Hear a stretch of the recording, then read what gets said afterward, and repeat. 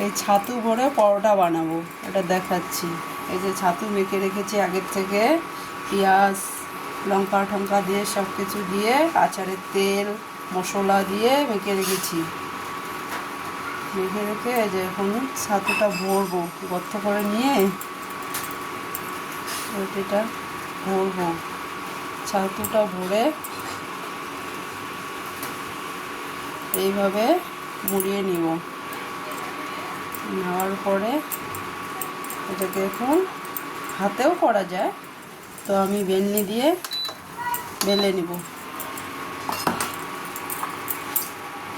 আটা দিয়ে বেলনি দিয়ে বেলে নিব।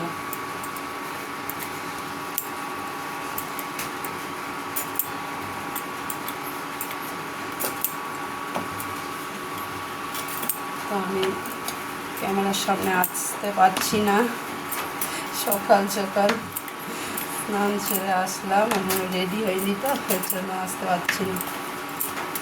তো হয়ে গেল বেলা, এখন তেল দিব। তেল ছাড়াও ভাজা যায়, তো তেলটা দিলে একটু টেস্টি হবে।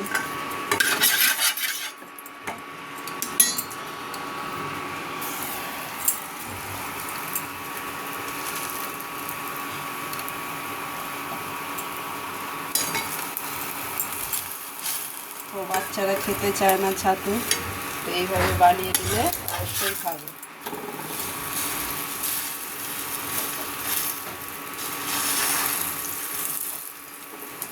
খুব টেস্টি হয়, রুটিটা খেতে খুব টেস্টি।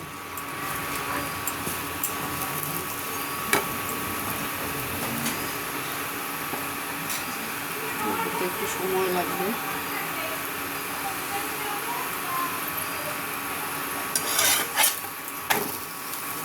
একটু হয়ে এসছে।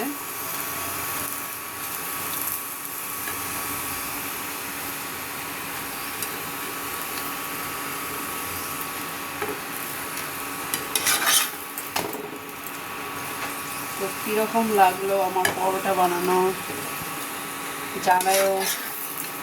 তো রাখছি এখন।